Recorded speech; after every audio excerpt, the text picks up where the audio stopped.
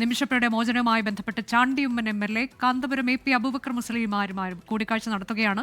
കാരന്തൂർ മർക്കസിലെത്തിയാണ് കൂടിക്കാഴ്ച. സമീർ C. മുഹമ്മദ് വിശദാംശങ്ങളുമായി. സമീർ, ഈ വിഷയത്തിൽ ഇടപെട്ട 2 പേരാണ്. എന്താണ് ഈ കൂടിക്കാഴ്ചയുടെ വിവരങ്ങൾ?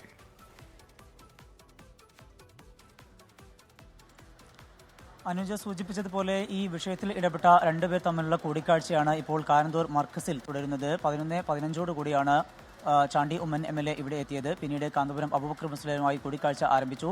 ഇപ്പോൾ ഒരു വീഡിയോ കോൺഫറൻസിംഗ് നടത്തിക്കൊണ്ടിരിക്കുകയാണ്.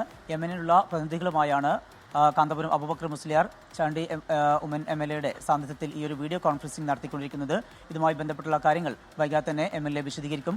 അപ്പോൾ തന്നെ ഈ വിഷയവുമായി ബന്ധപ്പെട്ട് ഇതിൻ്റെ തുടക്കത്തിൽ ഒരു ഘട്ടം വരെ വിജയിച്ചത് കാന്തപുരം അബൂബക്കർ മുസ്ലിയാരുടെ ഇടപെടലാണ് എന്ന കാര്യത്തിൽ സംശയമില്ല. അത്തരം ഒരു സാഹചര്യം കൂടി ചാണ്ടി ഉമ്മനും കഴിഞ്ഞ ദിവസം പറഞ്ഞിരുന്നു. ചാണ്ടി ഉമ്മൻ്റെ ആവശ്യപ്രകാരമാണ് ഈ വിഷയത്തിൽ ഇടപെട്ടത് എന്ന് കാന്തപുരം അബൂബക്കർ മുസ്ലിയാരും വ്യക്തമാക്കിയിരുന്നു. ഈ വിഷയത്തിൽ യമനിലെ പ്രമുഖ സൂഫി വര്യനായിട്ടുള്ള ഷെയ്ഖ് ഉമർ ഹബീബുമായി ബന്ധപ്പെട്ടാണ് കാന്തപുരം അബൂബക്കർ മുസ്ലിയെ ആശയവിനിമയം നടത്തിക്കൊണ്ടിരിക്കുന്നത്. അതിന്റെ ഭാഗമായിക്കൊണ്ട് കുടുംബാംഗങ്ങളെ ഉൾപ്പെടെ പങ്കെടുപ്പിച്ചുകൊണ്ടുള്ള ചർച്ചകൾ നടത്തിയിരുന്നു. എന്നിരുന്നാൽ പോലും ഇപ്പോൾ വധശിക്ഷ നീട്ടിവെച്ചു എന്നതിൽ കവിഞ്ഞ് മറ്റു കാര്യമായ ഒരു പുരോഗതി ഇതുവരെ ഉണ്ടായിട്ടില്ല.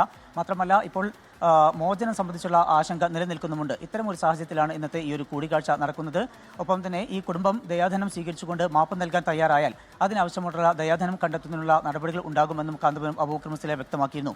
അത്തരം ഒരു സാഹചര്യത്തിൽ കൂടിയാണ് ഇന്നത്തെ ഈ കൂടിക്കാഴ്ച. ഈ കൂടിക്കാഴ്ചയ്ക്ക് ശേഷം വിശദമായി തന്നെ MLA മാധ്യമങ്ങളെ കാണും എന്ന് അറിയിച്ചിട്ടുണ്ട്. അനുജ, കാന്തപുരം AP അബൂബക്കർ മുസ്ലിയാരുമായാണ് ചാണ്ടി ഉമ്മൻ MLA കാരന്തൂർ മർക്കസിലെത്തി കൂടിക്കാഴ്ച നടത്തുന്നത്. നിമിഷപ്രിയയുടെ മോചനവുമായി ബന്ധപ്പെട്ട് തുടർ ചർച്ചകൾക്ക് വേണ്ടി അതെങ്ങനെയാകണം എന്നൊക്കെയുള്ളത്, അതിലൊക്കെയുള്ള കൂടിക്കാഴ്ച തീരുമാനമുണ്ടാകുമെന്ന് നമ്മൾ കരുതുന്നു.